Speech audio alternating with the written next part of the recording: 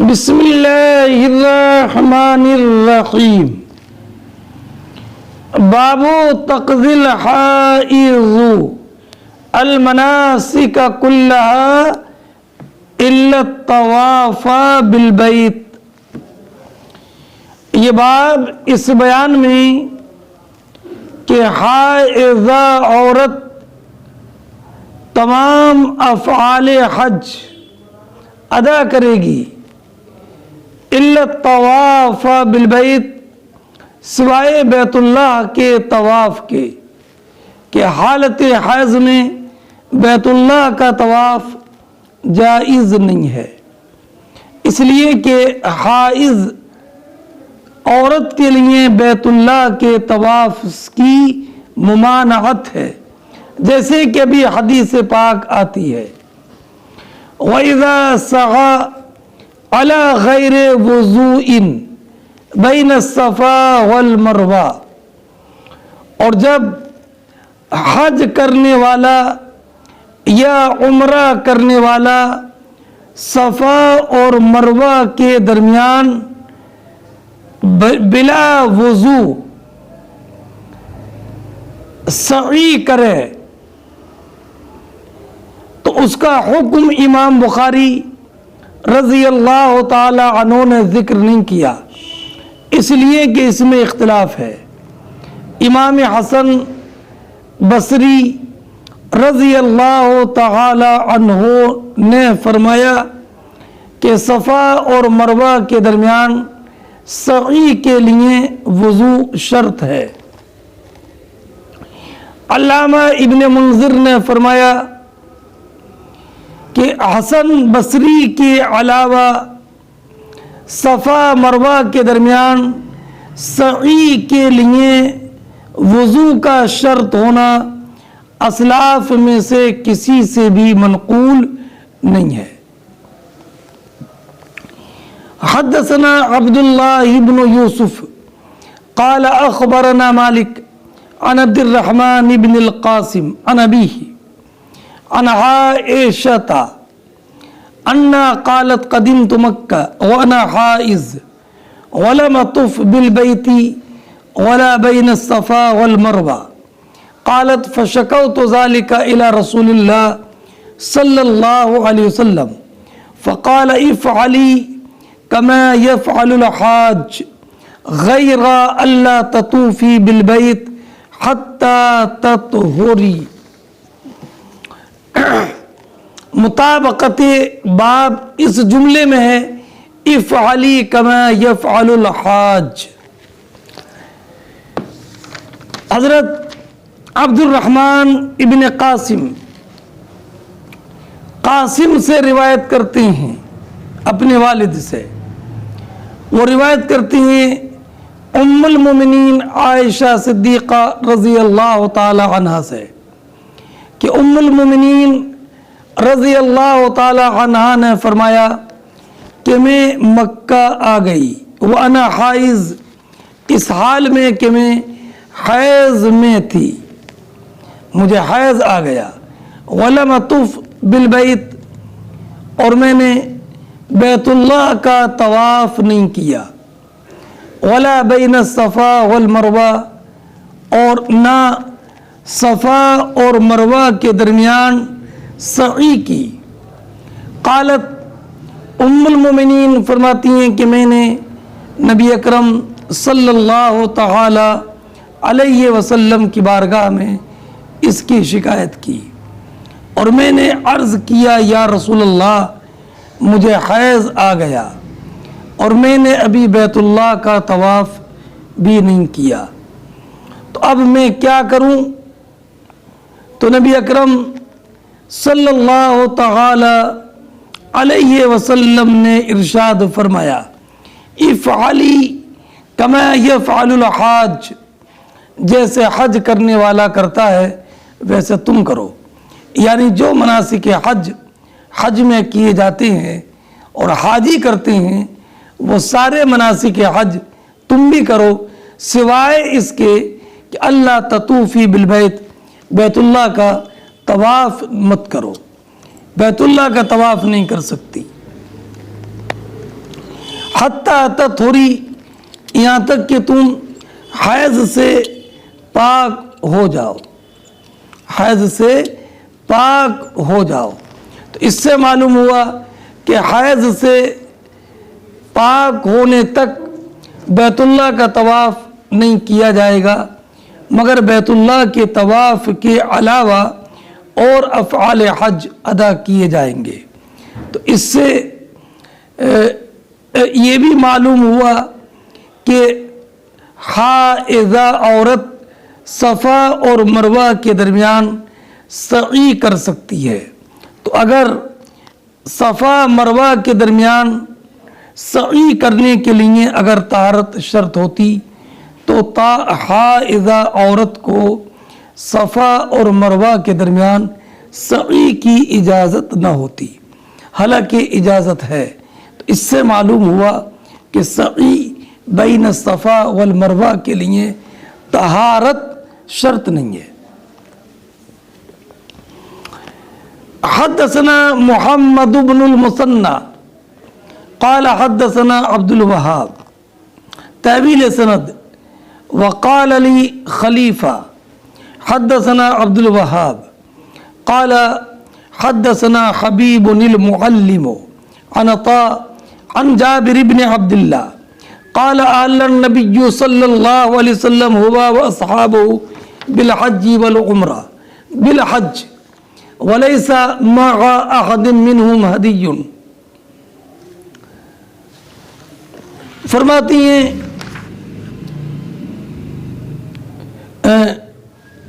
یہ حدیث امام بخاری رضی اللہ تعالی عنہ نے محمد ابن مثنى اور خلیفہ ابن خیاط دونوں سے سنی ہے، اور انہوں نے روایت کی عبد الوہاب بن عبد المجید ثقفی سے، انہوں نے روایت کی حبیب معلم سے، وہ روایت کرتے عطاء ابن ابی رباح سے، وہ جابر ابن عبداللہ انصاری سے۔ جابر ابن عبداللہ انصاری بیان فرماتے ہیں کہ نبی اکرم صلی اللہ تعالی علیہ وسلم اور آپ کے اصحاب نے حج کا احرام باندھا۔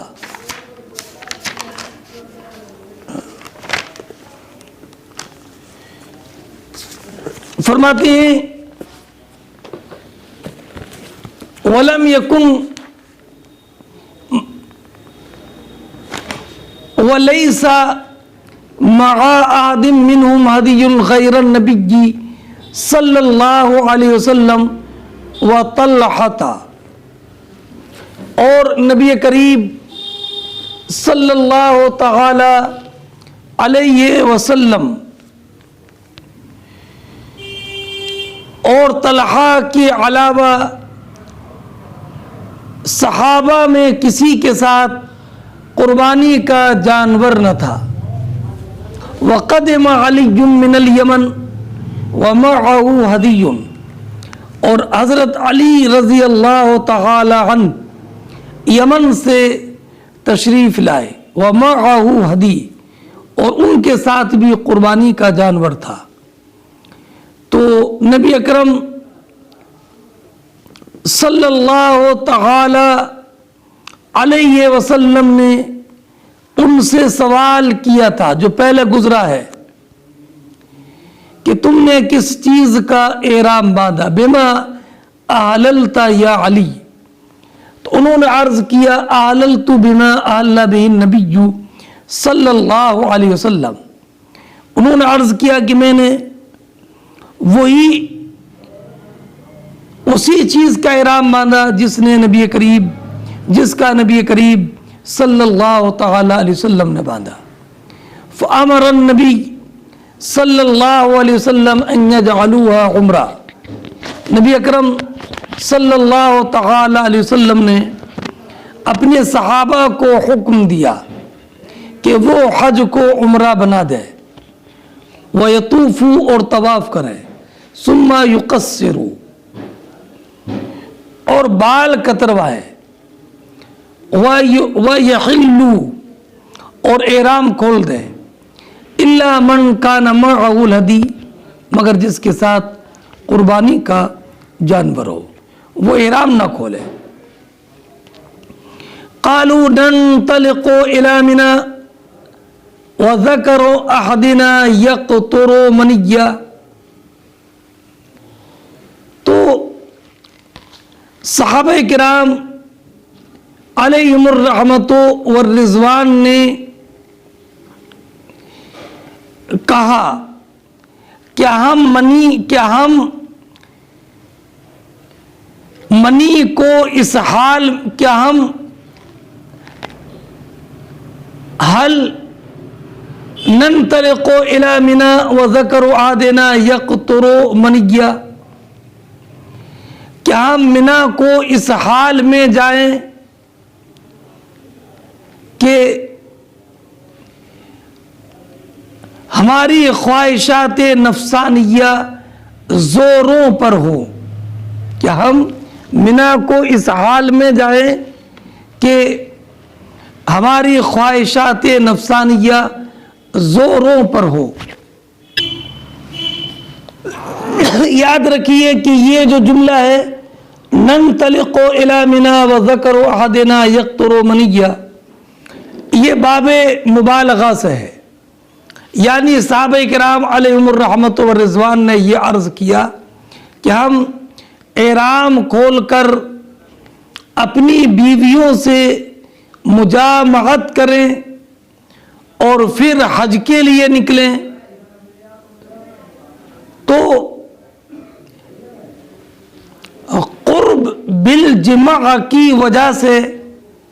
ہمارا منا کو نکلنا اس عالم میں ہوگا کہ گویا کہ منی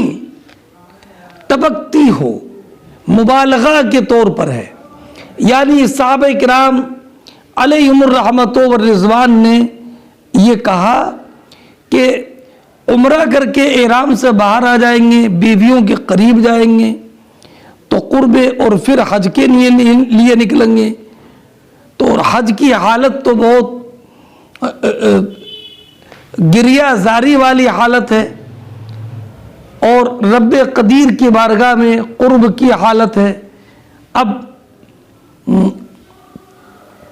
جماع کے بعد فوراً حج کا احرام باندھ کر حج کرنا تو یہ تو حج کی حالت کے منافی نہیں ہوگا کہ ہم عورتوں سے مجامعت کرنے والے ہوں گے اور اس کے بعد احرام باندھیں گے، تو فبلغ تو یہ خبر نبی کریم صلی اللہ تعالی علیہ وسلم کو پہنچی کہ صحابہ کرام علیہم الرحمت والرضوان نے تمتع تو کیا مگر ان کے قلوب تمتع پر راغب نہیں ہیں، اس لیے کہ نبی کریم علیہ الصلوۃ والسلام نے تمتع نہیں کیا، اور صحابہ کرام علیہم الرحمت والرضوان نبی کریم صلی اللہ تعالی علیہ وسلم کی موافقت اور اتباع پسند کرتے تھے۔ تو اس وقت میں نبی اکرم صلی اللہ تعالی علیہ وسلم نے ارشاد فرمایا لو استقبلت من امری مستدبرت،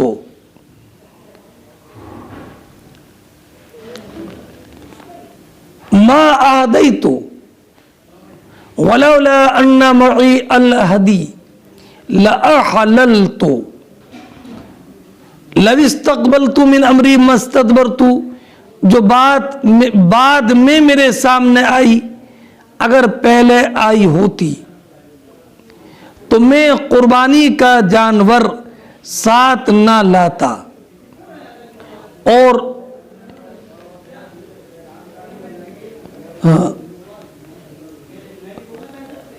اگر میرے ساتھ قربانی کا جانور نہ ہوتا تو لا احللت، میں احرام کھول دیتا۔ یعنی اگر اول امر ہی میں وہ بات میرے سامنے آ جاتی جو آخر میں آئی، وہ کیا کہ اشہر حج میں عمرہ کرنا جائز ہے، تو لما آدیتو، میں اپنے ساتھ قربانی کا جانور نہ لاتا اور میں بھی تمتع کرتا، اہل جاہلیت کی مخالفت کا ارادہ کرتے ہوئے، اس لیے کہ دور جاہلیت میں اشہر حج میں عمرہ نہیں کرتے تھے۔ اور حضرت عائشہ ام المومنین رضی اللہ تعالی عنہ کو حیض آ گیا، فنسکت المناسک کلہا، تو آپ نے سارے افعال حج ادا کیے، غیر انہا لم تطف بالبیت، سوائے اس کے کہ آپ نے بیت اللہ کا طواف نہیں کیا۔ فلما طہرت طافت بالبیت، تو جب آپ حیض سے پاک ہو گئی تو آپ نے بیت اللہ کا طواف کیا۔ اور حضرت ام المومنین عائشہ صدیقہ رضی اللہ تعالی عنہ نے عرض کیا، یا رسول اللہ تنطلقون بحجۃ وعمرہ وانطلق بحج، یا رسول اللہ آپ سب حج و عمرہ کے ساتھ جائیں گے اور میں صرف حج کر کے واپس ہوں گی۔ فامر عبد الرحمن ابن ابی بکر، تو نبی کریم علیہ السلام نے عبد الرحمن بن ابی بکر کو حکم دیا کہ ان یخرج معها الى التنعیم، کہ ان کے ساتھ تنعیم کی طرف نکلیں۔ فاعتمرت بعد الحج، تو حضرت عائشہ صدیقہ رضی اللہ تعالی عنہ نے حج کے بعد عمرہ کیا۔ یہ حدیث پہلے بھی گزر گئی ہے اور اس حدیث کی تشریح بھی گزر گئی۔ اس سے بعض لوگوں نے یہ دلیل پیش کی کہ تمتع افضل ہے افراد بالحج سے، اس لیے کہ نبی کریم علیہ السلام تمنا افضل ہی کی کریں گے۔ اور بعض لوگوں نے یہ کہا کہ صحابہ کرام علیہم الرحمت والرضوان کو حج فسخ کر کے عمرہ کر دینا، چونکہ انہیں شاق گزر رہا تھا اور یہ کہہ رہے تھے کہ عمرہ کر کے تو ہم حلال ہو جائیں گے، احرام سے باہر ہو جائیں گے، اپنی بیویوں سے قریب چلے جائیں گے، اور پھر جمع کر کے حج کو جانا یہ ان کو اچھا نہیں محسوس ہو رہا تھا۔ تو نبی کریم علیہ السلام نے ان کی تطیب قلوب کے لیے فرمایا کہ اگر میرے ساتھ قربانی کا جانور نہ ہوتا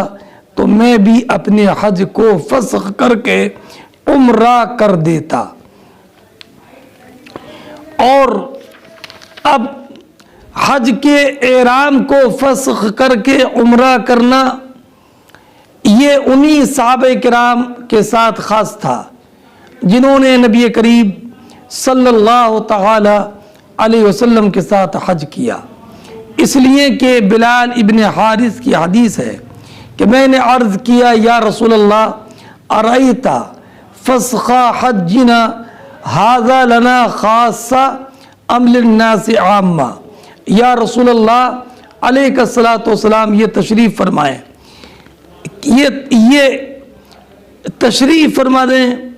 کہ کیا حج کو فسخ کرنا ہمارے لیے خاص ہے یا یہ سب کے لیے عام رہے گا؟ تو نبی کریم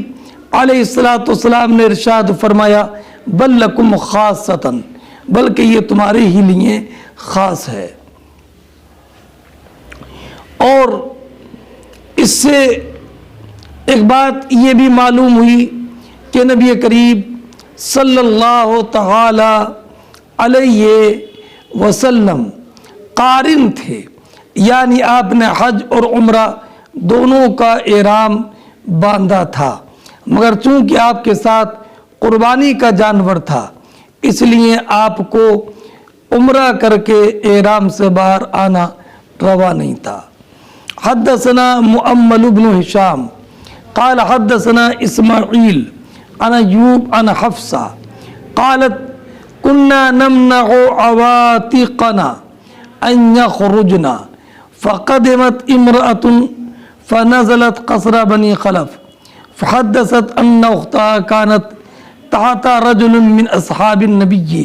من اصحاب رسول اللہ صلی اللہ علیہ وسلم۔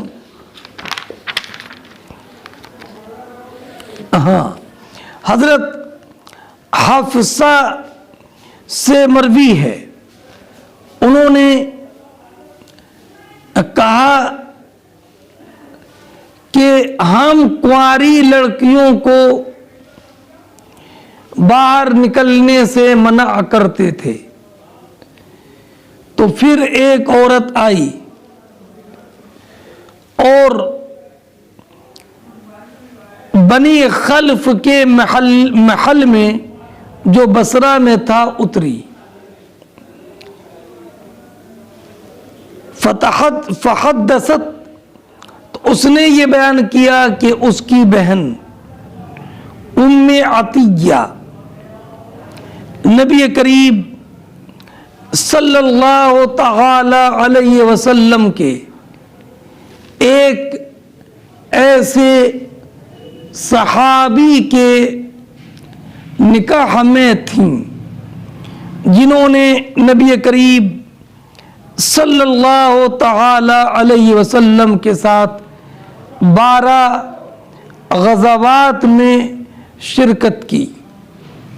وکانت اختی معه فی 6 غزوات،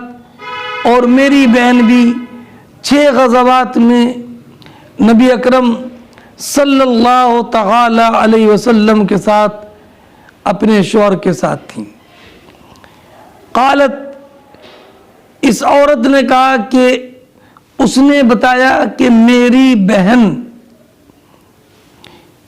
نے کہا کننا نداول کلمہ، ہم زخمیوں کی مرہم پٹی دوا وغیرہ کرتے تھے، وَنَقُومُ عَلَى الْمَرْضَى، اور بیماروں کی دیکھ بھال کیا کرتے تھے۔ فسالت اختی رسول اللہ صلی اللہ علیہ وسلم، تو میری بہن نے نبی کریم صلی اللہ تعالی علیہ وسلم سے پوچھا اور کہنے لگی حل علی عیدانا باس ان لم یکن لہا جلباب اللہ تخرجا، اگر ہم میں سے کسی عورت کے پاس چادر نہ ہو تو اس کی عیدگاہ نہ جانے میں کوئی حرج تو نہیں ہے؟ تو نبی کریم علیہ السلام نے ارشاد فرمایا لِتُلْبِسْهَا صَاحِبَتُهَا مِنْ جِلْبَابِهَا، آپ نے فرمایا کہ اس کی سہیلیاں اسے اپنی چادر اڑھائیں۔ چادر اڑھائیں کا 2 مطلب ہو سکتا ہے، ایک یہ کہ ان کے پاس اگر چادر زائد ہے تو زائد چادر اس کو دے دیں، وہ اوڑھ کر چلی جائے، اور یا اپنی چادر اگر لمبی ہے چوڑی ہے تو اسی چادر میں چھپا کر اس کو لے جائے۔ وَلْتَشْهَدِ الْخَيْرَ وَدَعْوَةَ الْمُؤْمِنِينَ، اور اس کو چاہیے کہ جس کے پاس چادر نہیں ہے وہ نیک کام اور ایمان والوں کی دعا میں شریک ہوں۔ فلما قدمت ام عطیہ سألتها او سألتها او قالت سألناها.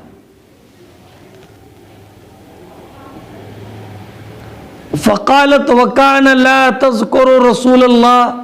صلی اللہ علیہ وسلم الا قالت بأبی. جب حضرت ام عطیہ خود بصرہ میں آئیں تو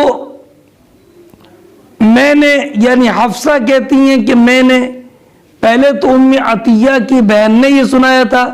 جب ام عطیہ آ گئیں تو میں نے یہ کہا کہ ہم نے ام عطیہ سے کہا. اور فرماتی ہیں کہ ام عطیہ کی عادت تھی کہ جب بھی نبی اکرم صلی اللہ تعالی علیہ وسلم کا ذکر کرتی تو یہ کہتی بے ابی، میرے ماں باپ حضور پر قربان. تو میں نے کہا اسمعت رسول اللہ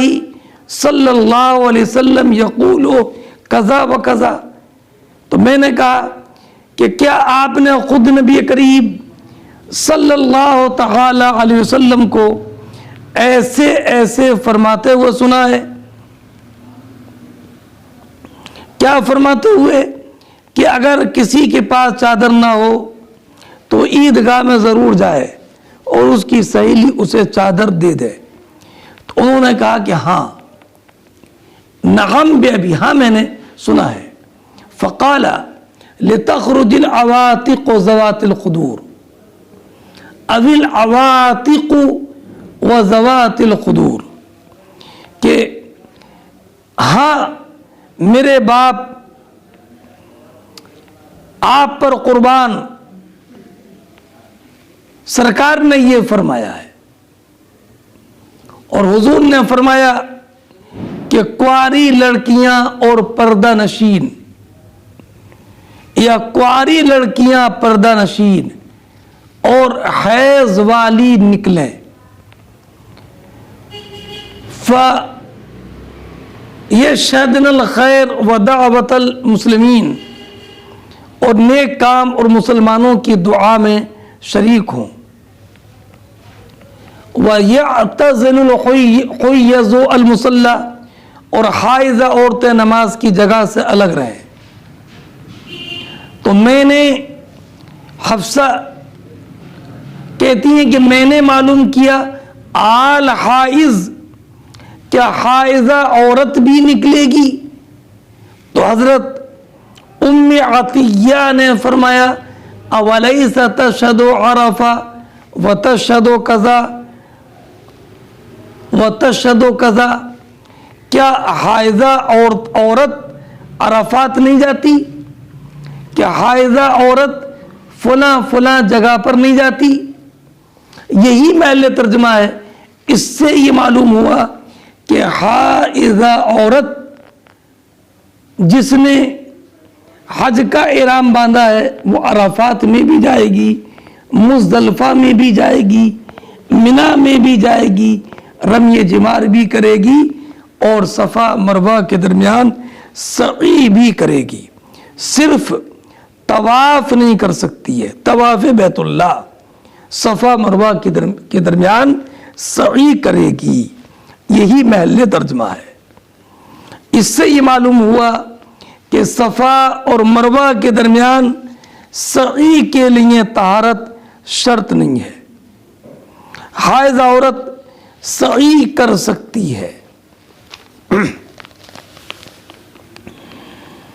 ہاں، اور یہ بھی معلوم ہوا کہ حائضہ عورت کو یہ ہدایت تھی کہ دعا وغیرہ میں تو شریک ہوں مگر مسجد میں نہ جائیں. تو جب حائضہ کو مسجد سے علیحدہ رہنے کا حکم ہے تو حائضہ عورت کے لیے کعبے کا طواف بھی جائز نہیں ہے، اس لیے کہ طواف بھی مسجد حرام میں ہوتا ہے. اور یہ بھی معلوم ہوا کہ جیسے عرفات اور منا وغیرہ میں حائضہ عورت جائے گی تو حائضہ صفا اور مروہ کی سعی بھی کرے گی، کیونکہ صفا اور مروہ بھی عرفات کی طرح مقدس مقامات ہیں۔ ایک بات یاد رکھیے کہ نبی اکرم صلی اللہ تعالی علیہ وسلم کے زمانے میں عورتیں زخمیوں کی مرہم پٹی کرتی تھیں، تو اگر ضرورت شرعیہ موجود ہو اور کوئی مرہم پٹی کرنے والا موجود نہ ہو تو مکمل پردے کے اہتمام کے ساتھ آج بھی بوجہ ضرورت شرعیہ عورت اس خدمت کو انجام دے سکتی ہے۔ ہاں، جمعہ اور جماعت اور عیدین میں اس زمانے میں عورتوں کی حاضری ممنوع ہے، اور اس کی مکمل تشریح حدیث نمبر 304 باب الاحلال من البطحاء وغیرها للمکی وللحاج اذا خرج الى منى۔ یہ باب اس بیان میں کہ جو شخص مکہ میں رہتا ہو وہ منی جاتے وقت بطحا وغیرہ مقاموں سے احرام باندھے، اسی طرح ہر ملک کا حاجی جو عمرہ کر کے مکہ میں رہ گیا وہ بھی منی جاتے وقت بطحا وغیرہ مقاموں میں سے کسی بھی مقام سے احرام باندھے۔ ذرا اس عنوان کو سمجھنے کے لیے 2-3 باتیں سمجھ لیں۔ مکی سے مراد وہ شخص ہے جو مکے کا باشندہ ہو اور مکہ ہی میں رہتا ہو، اور وللحاج، حاج سے مراد وہ حاجی ہے جو مکے کے سوا کسی اور ملک سے حج کو آیا اور تمتع کیا، اور تمتع کر کے تمتع کیا اور اس نے عمرہ کر کے احرام کھول دیا اور پھر مکے میں ٹھہرا رہا۔ تو ایسے آفاقی متمتع اور مکی کے لیے حکم ہے کہ جب 8ویں ذی الحجہ کو حج کا احرام باندھ کر منی جانے کا ارادہ کرے تو مکی اور ایسے آفاقی کو مکے ہی سے احرام باندھنا جائز ہے، کسی اور میقات پر ان کو جانے کی ضرورت نہیں، مکی میں جہاں رہتا ہے وہیں سے احرام باندھ سکتا ہے۔ اور بہتر یہ ہے کہ مسجد حرام میں احرام باندھیں۔ اب روایات سنیے۔ وَسُئِلَ عَطَاءٌ عَنِ الْمُجَاوِرِ أَيُلَبِّ الْحَجَّ، حضرت عطا ابن ابی رباح سے معلوم کیا گیا کہ جو شخص مکہ میں رہتا ہو کیا وہ بھی حج کے لیے لبیک کہے؟ فقال کان ابن عمر یلبی یوم الترویہ، تو انہوں نے بتایا کہ حضرت عبداللہ ابن عمر رضی اللہ تعالی عنہ 8ویں ذی الحجہ کو ظہر کی نماز پڑھ کر جب اونٹنی پر سوار ہوتے تو لبیک کہتے۔ وقال عبد الملک عن عطاء عن جابر، اور عبد الملک ابن ابی سلیمان نے کہا عطا سے روایت کرتے ہوئے کہ عطا نے جابر ابن عبداللہ سے روایت کی کہ قدمنا مع النبی صلی اللہ علیہ وسلم، ہم حجۃ الوداع میں نبی اکرم صلی اللہ تعالی علیہ وسلم کے ساتھ احرام باندھ کر آئے، عمرہ کیا، پھر عمرہ کر کے احرام کھول دیا۔ فَأَحْلَلْنَا حَتَّى يَوْمَ التَّرْوِيَّةِ، تو 8ویں ذی الحجہ تک احرام کھلا رہا۔ وَجَعَلْنَا مَكَّةَ بِزَارٍ،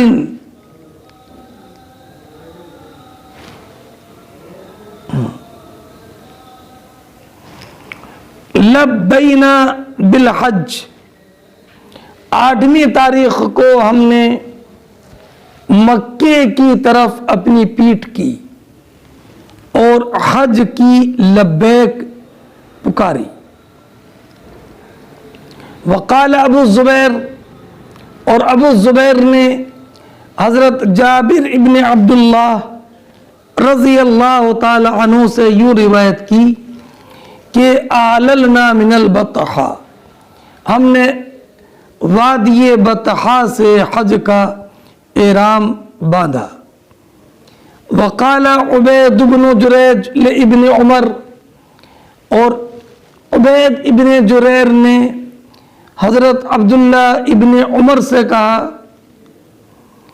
کہ رأیتک اذا کنت بمکہ احل الناس اذا رأوا الہلال ولم تحل انت حتی یوم الترویہ، کہ میں آپ کو دیکھتا ہوں کہ آپ جب مکہ میں ہوتے ہو اور لوگ تو ذی الحجہ کا چاند دیکھتے ہی احرام باندھ لیتے ہیں، اور آپ 8ویں تاریخ تک احرام نہیں باندھتے۔ تو حضرت عبداللہ ابن عمر رضی اللہ تعالی عنہ نے جواب دیا کہ لم ارى النبی صلی اللہ علیہ وسلم یحل حتی تنبعث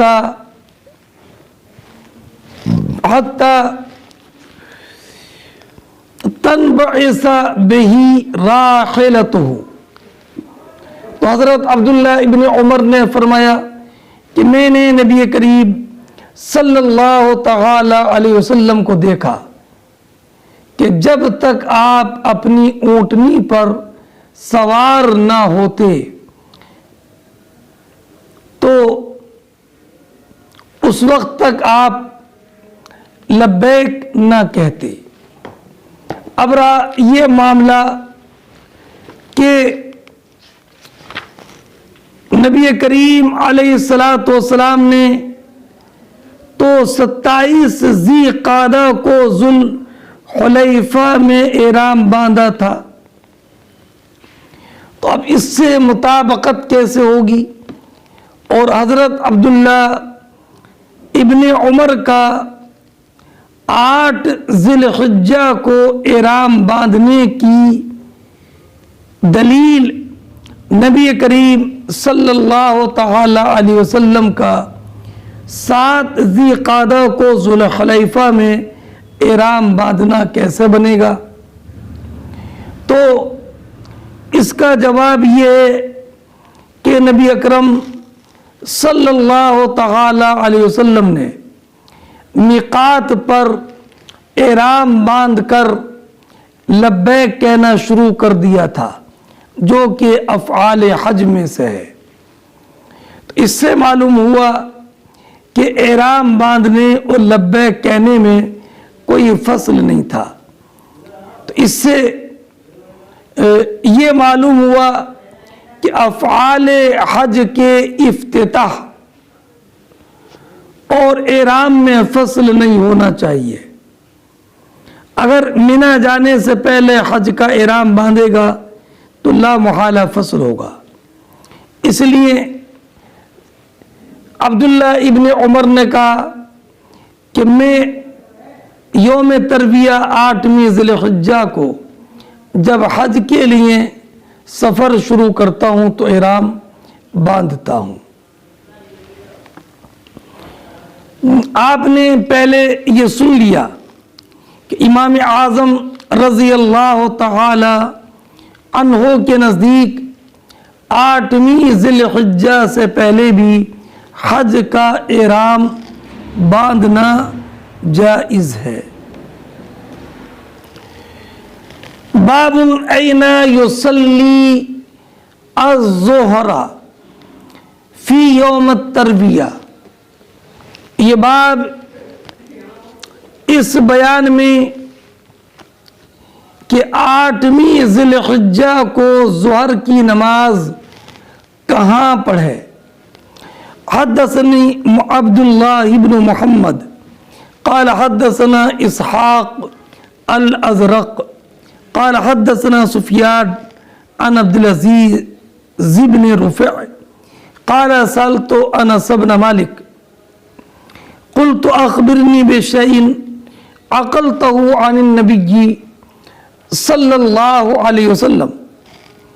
این صلی الظہر والعصر یوم الترویہ قال بمنى قلت فأين صلى العصر يوم النفر قال بالأبطح ثم قال افعل كما يفعل كما تفعل أمراؤك۔ فرماتے ہیں امام بخاری کے مجھ سے حدیث بیان کی عبداللہ ابن محمد نے، انہوں نے کہا کہ ہم سے حدیث بیان کی اسحاق ازرق نے، انہوں نے کہا کہ ہم سے حدیث بیان کی سفیان ثوری نے، وہ روایت کرتے ہیں عبدالعزیز ابن رفع سے، انہوں نے کہا کہ میں نے انس ابن مالک سے معلوم کیا کہ آپ مجھے حضور کی جو بات آپ کو اخبرنی بشیء، مجھے ایسی بات کی خبر دیجئے جو آپ کو نبی کریم صلی اللہ تعالی علیہ وسلم سے آپ نے محفوظ کی ہو اور پختہ یاد ہو نبی کریم علیہ السلام کی بات۔ کیا بات؟ کہ این صلی الظہر والعصر یوم الترویہ، کہ نبی کریم صلی اللہ تعالی علیہ وسلم نے 8 ذی الحجہ کو ظہر و عصر کی نماز کہاں پڑھی تھی؟ تو حضرت انس ابن مالک نے فرمایا بے منی میں پڑھی۔ فرماتے ہیں فَإِنَ صَلَّى الْعَصْرَ یوم النفری، فرمایا پھر میں نے یہ معلوم کیا کہ کوچ کے دن عصر کی نماز کہاں پڑھی، یعنی جب منی سے واپس آئے تو کہاں پڑھی؟ تو فرمایا بالابطح، بالابطح، فرمایا کوچ کے دن نبی کریم صلی اللہ تعالی علیہ وسلم نے ابطح میں محسب میں پڑھی۔ پھر حضرت انس رضی اللہ تعالی عنہ نے فرمایا افعل کما یفعل امراؤک یا تفعل امراؤک، کہ تم اسی طرح کرو جس طرح تمہارے امیر کر رہے ہیں، امیر کر رہے ہیں۔ اچھا اگلی روایت ہے حدثنا علی سمع ابا بکر بن عیاش قال حدثنا عبد العزیز قال لقیت انسا تحویل سند وحدثني اسماعیل بن ابان قال حدثنا ابو بکر عن عبد العزیز قال خرجت الى منى يوم الترویہ فلقیت انسا ذاهبا على حمار. فرماتے ہیں وہی حدیث ہے کہ عبدالعزیز ابن رفیع کہتے ہیں کہ میں 8ویں ذی الحجہ کو مینا کے لیے نکلا تو میری ملاقات انس ابن مالک سے ہوئی. آپ گدھے پر سوار ہو کر کے جا رہے تھے تو میں نے معلوم کیا کہ نبی کریم علیہ الصلوۃ والسلام نے اس دن یعنی 8ویں ذی الحجہ کی ظہر کہاں پڑھی تو فرمایا انظر حیث تصلی امراؤک فصلی. تو آپ نے فرمایا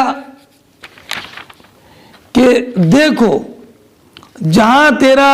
امیر نماز پڑھے وہیں تم بھی نماز پڑھ لو. اب ذرا آپ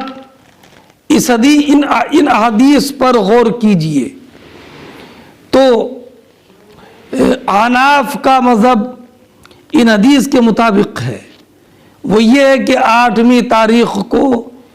آفتاب نکلنے کے بعد مینا چلیں. ظہر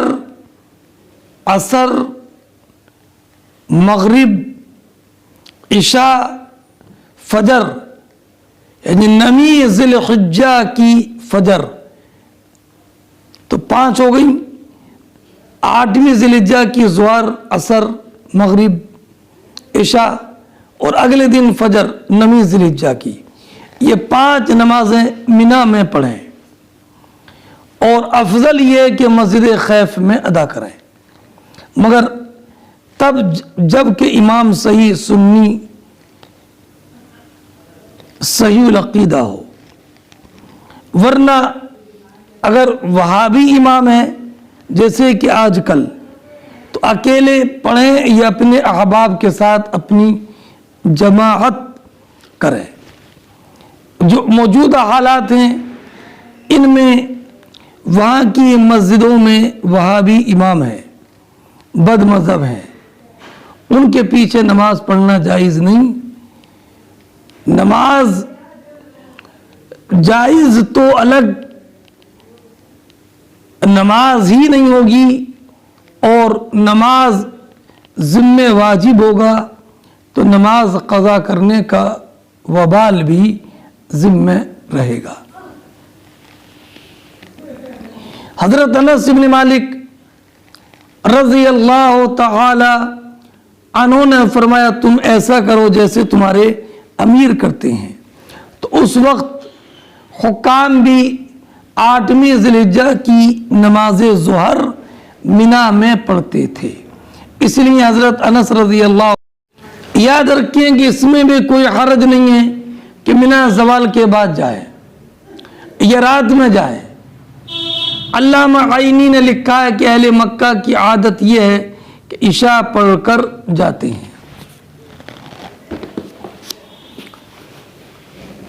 باب الصلاۃ بمنی، یہ باب اس بیان میں کہ مینا میں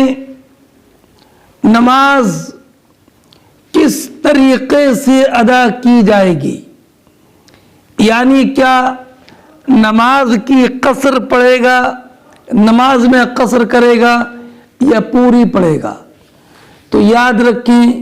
کہ اگر مسافر ہیں تو قصر، اور اگر مسافر نہیں ہیں بلکہ مقیم ہیں تو پوری نماز پڑھی جائے گی. حدثنا ابراہیم بن المنذر قال حدثنا ابن وهب قال اخبرني یونس عن ابن شهاب قال اخبرني عبید اللہ ابن عبد اللہ ابن عمر عن ابیہ قال صلی رسول اللہ صلی اللہ علیہ وسلم بمنا رکعتین و ابو بکر و عمر و عثمان صدرا من خلافتی. فرماتے ہیں کہ عبداللہ ابن عمر کہ نبی اکرم صلی اللہ تعالی علیہ وسلم نے منا میں 2 رکعت نماز پڑھی یعنی قصر کی، اور ابو بکر اور عمر رضی اللہ تعالی عنہما نے بھی، اور حضرت عثمان غنی رضی اللہ تعالی عنہ نے بھی اپنی خلافت کے ابتدائی دور میں منا میں 2 رکعت نماز پڑھائی. قال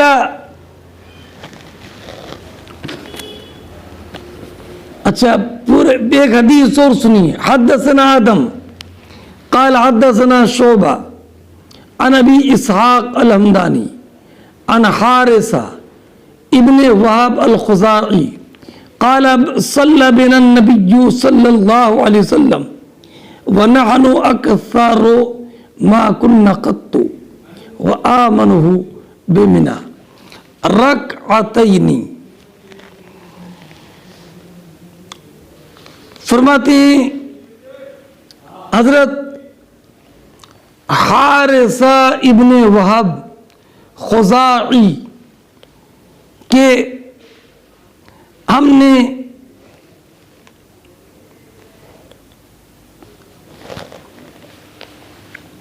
نبی اکرم صلی اللہ تعالی علیہ وسلم کے ساتھ، ہم کو نبی کریم صلی اللہ تعالی علیہ وسلم نے 2 رکعت نماز پڑھائی، 2 رکعت نماز پڑھائی منا میں. وَنَحْنُ أَكْثَرُ مَا كُنَّا قَطُّ، ہماری تعداد اس وقت جتنی تھی پہلے کبھی بھی نہیں تھی. وَآمَنُهُ بِمِنْ، اور نبی کریم صلی اللہ تعالی علیہ وسلم سب سے زیادہ امن کی حالت میں تھے، لیکن آپ نے منا میں صلی بنا بے منا رکعتین، یہ بے منا صلی سے متعلق ہے. حضور نے منا میں 2 رکعت نماز پڑھائی. حدثنا قبیصہ ابن عقبہ قال حدثنا سفیان عن العامش عن ابراہیم عن عبد الرحمن ابن یزید عن عبداللہ قال صلیت مع النبی صلی اللہ علیہ وسلم رکعتین ومع ابی بکر رکعتین ومع عمر رکعتین ثم تفرقت بكم الطرق فيا ليت حظي من 4 ركعتان متقبلتان. فرماتی ہیں کہ امام بخاری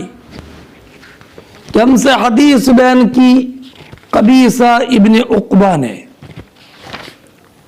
انہوں نے کہا کہ ہم سے حدیث بیان کی سفیان ثوری نے، انہوں نے روایت کی عامش سے، انہوں نے روایت کی ابراہیم نخعی سے، انہوں نے روایت کی عبد الرحمن ابن یزید سے، اور وہ روایت کرتے ہیں عبداللہ ابن مسعود رضی اللہ تعالی عنہ سے. عبداللہ ابن مسعود رضی اللہ تعالی عنہ بیان فرماتے ہیں کہ میں نے نبی اکرم صلی اللہ تعالی علیہ وسلم کی اقتداء میں 2 رکعت ادا کی منا میں. ومع ابی بکر، اور حضرت ابو بکر کی اقتدا میں بھی 2 رکعتیں ادا کی، حضرت عمر رضی اللہ تعالی عنہ کی اقتدا میں بھی 2 رکعتیں ادا کی۔ ثم تفرقت بکم الطرق، پھر تم کو لے کر راستے مختلف ہو گئے، یعنی نماز کی قصر اور نماز کے اتمام میں تم نے اختلاف کر لیا کہ بعض تم میں قصر کرتے ہیں اور بعض قصر نہیں کرتے ہیں۔ پھر حضرت عبداللہ ابن مسعود رضی اللہ تعالی عنہ نے فرمایا فَيَا لَيْتَ حَظِّي مِنْ أَرْبَعٍ، کاش میرا وہ حصہ جو مجھے 4 رکعتوں سے 2 رکعتوں کی شکل میں ملا ہے، وہ حصہ جو 2 رکعت ہیں اللہ رب العزت انہیں قبول فرمائے، انہیں قبول فرمائے۔ یہ حضرت عبداللہ ابن مسعود نے فرمایا کاش میرے حصے میں 4 رکعت نماز کے بدلے 2 رکعت نماز مقبول ہو۔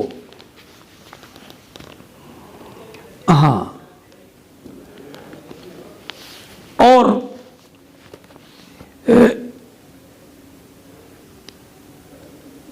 یا بعض علماء نے کہا کہ کاش حضرت عثمان ابن عفان رضی اللہ تعالی عنہ 4 رکعت کے بدلے 2 رکعت پڑھتے، جیسے کہ نبی کریم علیہ الصلوۃ والسلام اور آپ کے بعد حضرت ابو بکر صدیق اور حضرت عمر نے رضی اللہ تعالی عنہما انہوں نے کیا۔ اب ایک بات یہ ذہن نشین رکھیں کہ مسافر منی میں 4 رکعت والی فرض نماز 2 رکعت پڑھے گا، البتہ حضرت عمر کے بعد حضرت عثمان غنی رضی اللہ تعالی عنہ نے اپنے آخری دور خلافت میں پوری 4 رکعت پڑھی ہے۔ ان کے 4 رکعت پڑھنے کی توجیہ پہلے گزر چکی ہے کہ آپ 4 رکعت پڑھتے تھے تاکہ یہ بات اپنے عمل سے بتا دیں کہ ظہر عصر عشاء کی نماز 4 رکعت ہے، 2 رکعت نہیں۔ اور ایک جواب یہ بھی دیا گیا ہے کہ حضرت عثمان ابن عفان رضی اللہ تعالی عنہ نے مکہ مکرمہ میں شادی کر لی تھی اور آپ کی اہلیہ محترمہ مکہ مکرمہ ہی میں رہتی تھی، اس لیے آپ وہاں پر مقیم تھے، اور مقیم 2 رکعت نہیں پڑھے گا بلکہ 4 رکعت پڑھے گا۔ امام اعظم رضی اللہ تعالی عنہ کے نزدیک قصر واجب ہے۔